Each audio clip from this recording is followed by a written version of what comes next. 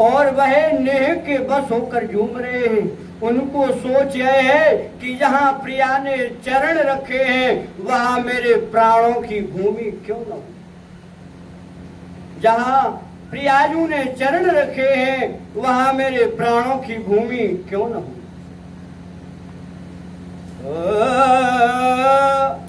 धरत भावती पग जहाँ तरत भावती पग जहाँ रहित देखी ठोर को समझे यह सुख सखी बिना रसिक सिर मोर भरी आए दौने भरी आए दौने जही रही नेह बस झूम तीठा काहे न भई इन प्राणन की भूमि। वहां मेरे प्राणों की भूमि क्यों नहीं। कभी अपनी प्रियतमा के साथ वन विहार करते हुए वे देखते हैं कि वृंदावन के पत्र फूलों की ओर प्रियाजू अत्यंत स्नेह भरी दृष्टि से देख रही हैं।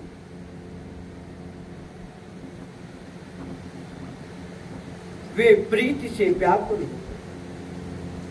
उन पत्र फूलों का अपने नेत्रों से इसलिए स्पर्श करते फिरते हैं कि उनकी प्राण प्रिया के दृग छटा जल से उनका सिंचन हुआ।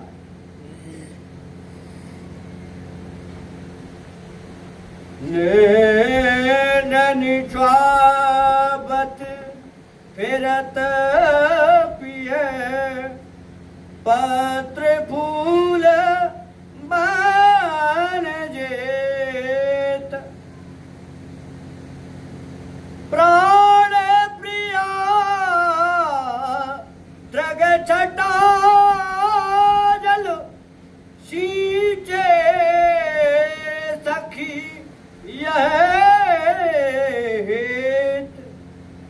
नैनन चुआवत फिरत पिए पत्र फूल बन जेत प्राण प्रिया दृग छटा जल सींचे सखिए। वृंदावन के पत्र फूलों की ओर प्रिया अत्यंत स्नेह भरी दृष्टि से देख रही हैं और लालू वे प्रीति से व्याकुल होकर उन पत्र फूलों का अपने नेत्रों से इसलिए स्पर्श करते फिरते हैं क्योंकि उनकी प्राण प्रिया के दृग छटा जल से उनका सिंचन हुआ। ध्रुवदास जी महाराज कहते हैं जहां प्रियतम रहता है उस देश का पवन भी प्रिय लगता है। प्रेम की छटा को जाने बिना कोई इस सुख को नहीं समझ सकता।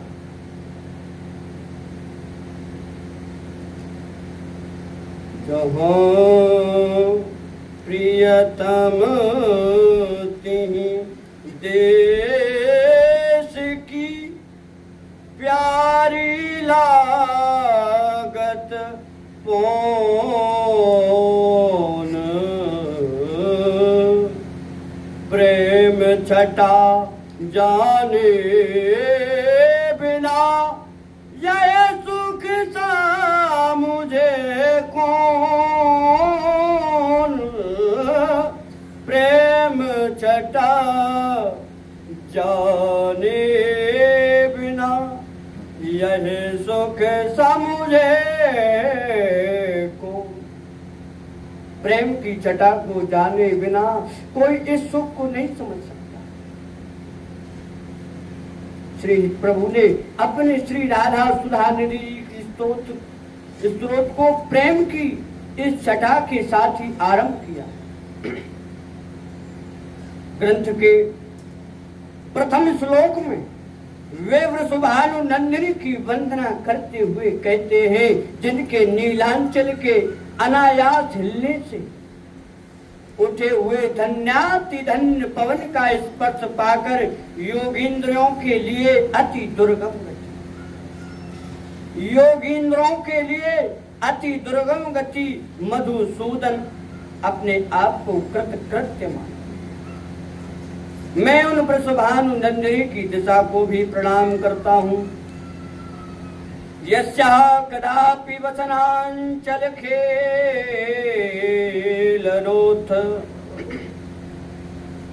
धन्याति धन्य पवनेन कृतार्थमानि योगीन्द्र दुर्गम गतिर्मधुसूदनोऽपि तस्या नमोऽस्तु वृषभानुभुवोदशीति। प्रेम पात्र से संबंधित वस्तुओं के असाधारण महत्व को प्रदर्शित करने के लिए प्रेम पात्र से संबंधित वस्तुओं के असाधारण महत्व को प्रदर्शित करने के लिए श्री प्रभु ने ग्रंथ के पहले श्लोक में वृषभानु नंदिनी की दिशा को नमस्कार करके दूसरे श्लोक में उनकी सर्वातिशायी महिमा को एवं तीसरे और चौथे श्लोक में उनकी रस काम धेनु स्वरूपा चरण रेणु को प्रणाम किया है। पांचवें श्लोक में स्वयं श्री निकुंज देवी की वंदना की। प्रिय से संबंधित वस्तुओं के साथ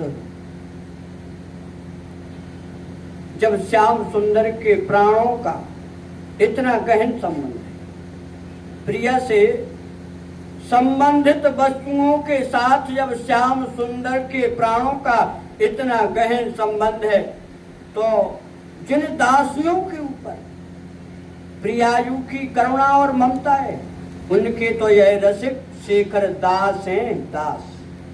श्री दुर्दास जी महाराज कहते हैं, प्रियतम की प्रीति की रीति को सुनकर हृदय में उल्लास होता है।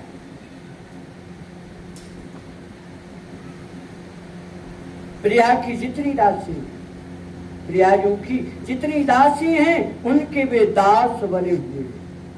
श्री तुलसीदास जी महाराज कहते हैं मन श्रृंगार लीला में,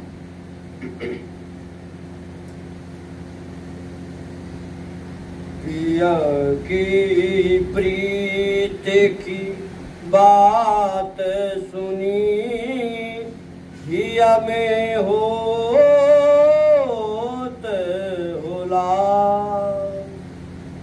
प्रिया की प्रीति की बात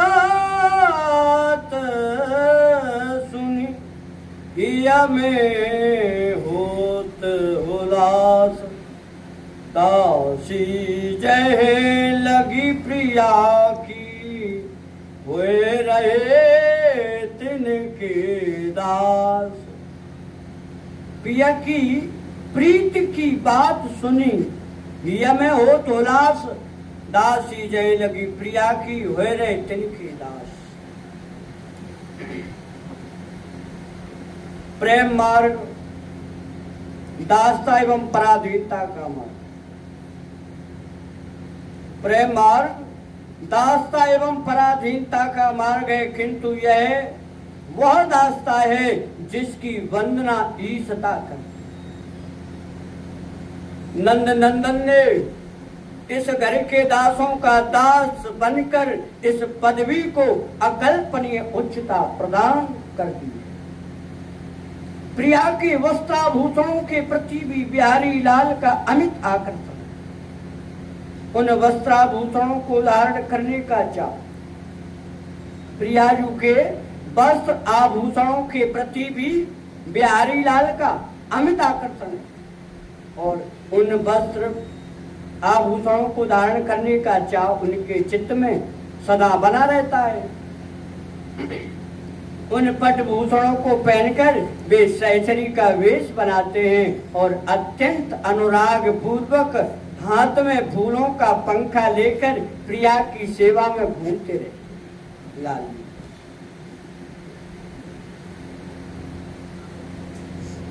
ते पट भूषण पहरी पिय सहचरी को वपुवान फेरते लिए अनुराग सो कुसुम बीज न पान।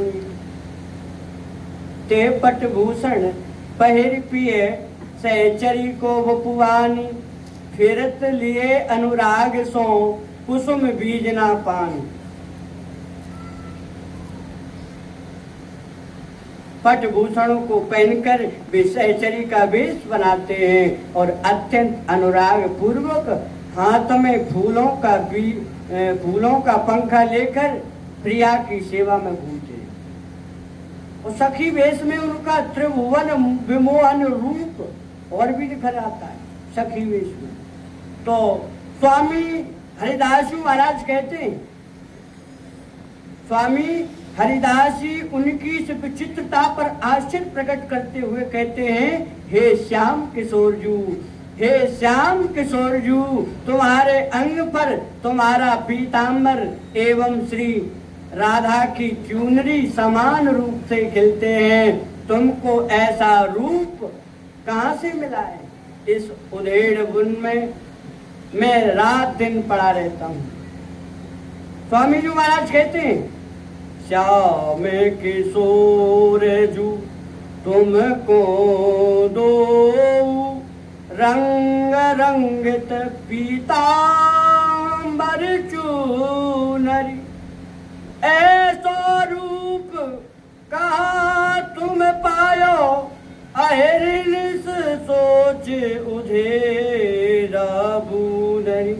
श्याम किशोर जू तुमको दो रंग रंगित पीतांबर चूनरी, ऐसा रूप कहाँ तुम पायो अहिर्निश सोच उधेरा बूनरी।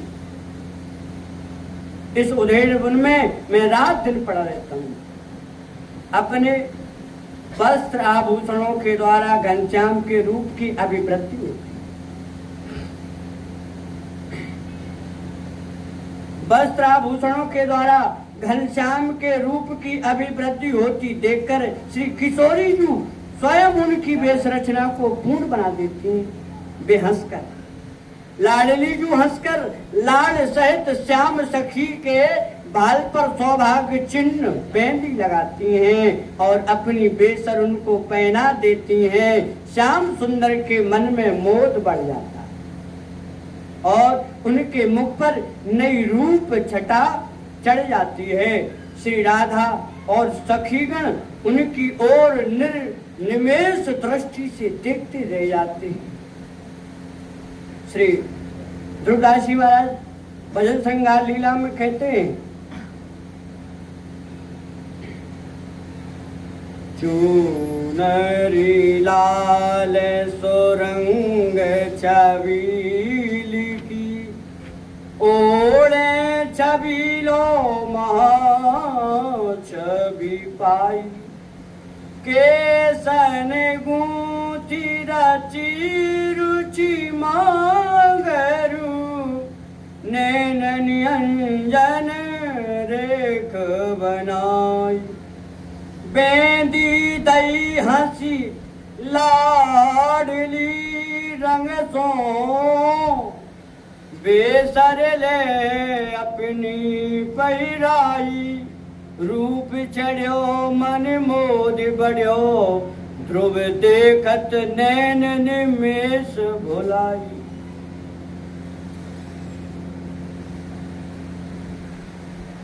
रूप चढ़ो मन मोद बढ़ो, ध्रुव देखत नैन निमेष भुलाए। उनकी ओर निर्निमेष दृष्टि से देखते रहे। रसिक भक्तों ने श्रृंगार मूर्ति श्याम सुंदर के रूप गुण का आस्वाद अनेक प्रकार से किया है। रसिक भक्तों ने मीराबाई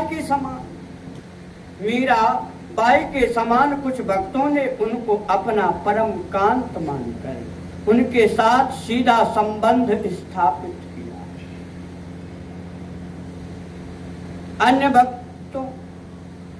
अन्य भक्तों ने श्री राधा किंवा गोपी गणों के राग का अनुगमन करके उनके रूप माधुर्य का आस्वाद किया है। श्री हिताचार्य का प्रकार इन दोनों से भिन्न है। वे श्री कृष्ण को अपना प्राण वल्लभ नहीं मानते और न श्री राधा के राग का अनुगमन करके उन तक पहुंचने की चेष्टा उनकी है। उनकी प्राणनाथ श्री राधा है, उनके प्राणनाथ श्री राधा हैं और उन्हीं के नेह नाते से श्याम सुंदर उनको प्रिय है। श्री राधा के चरणों में घनश्याम की अत्यंत आसक्ति देकर व्यास कुमारित प्रभु उन पर जीत गए हैं और उन्होंने इस अविचल जोड़ी को अपने हृदय का हार बना।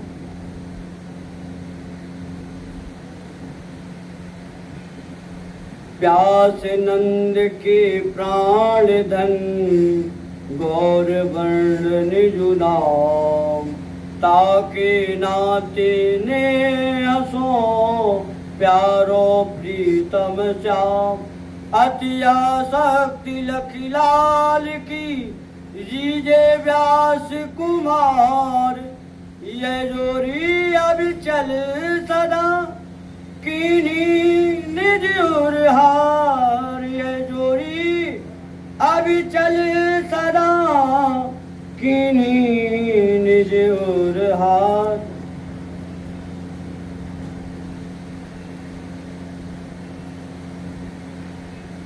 श्री राधा पारिभाषिक श्रीमद् भागवत में वर्णित रास लीला भगवान श्री कृष्ण की ब्रज गोपिकाओं के मध्य की नृत्य संगीतमय प्रेम की है। इस लीला में एक विशिष्ट गोपी का उल्लेख है। इसको लेकर भगवान अंतर्धान हुए थे और अंत में उसको भी छोड़ दिया था। श्रीमद् भागवत के प्रमुख टीकाकारों ने इस गोपी को ही राधा बतलाया।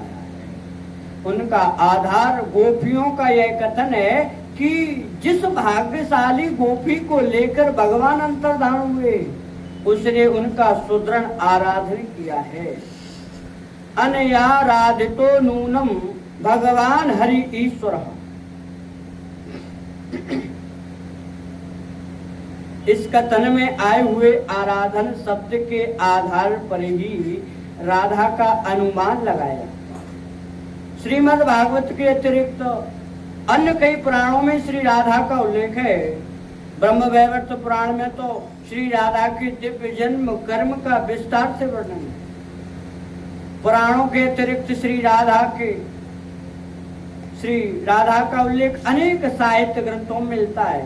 गीत गोविंद में उनके दर्शन श्री कृष्ण को सर्वाधिक प्रिय गोपी के रूप में होते।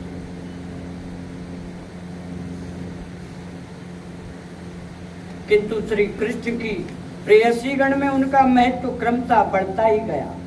विक्रम की 16वीं शताब्दी के मध्य में स्थापित होने वाली श्री चैतन्य संप्रदाय में ही श्री राधा को भगवान श्री कृष्ण की आह्लादनी शक्ति एवं महाभाव स्वरूपा माना गया। उक्त संप्रदाय की समसामयिक राधा वल्लभ संप्रदाय में तो श्री राधा को श्री कृष्ण से भी अधिक महत्व प्राप्त है और वे श्री कृष्ण की आराध्या मानी गई है। देखना यह है कि वे कौन से कारण थे जिनसे श्री राधा के स्वरूप में उत्तरोत्तर वृद्धि होती चली गई। श्रीमद् भागवत में वर्णित कृष्ण लीलाओं विशेषतः रास लीला पर विचार करने से यह प्रतीत होता है। श्री राधा वल्लभ लाल की जय।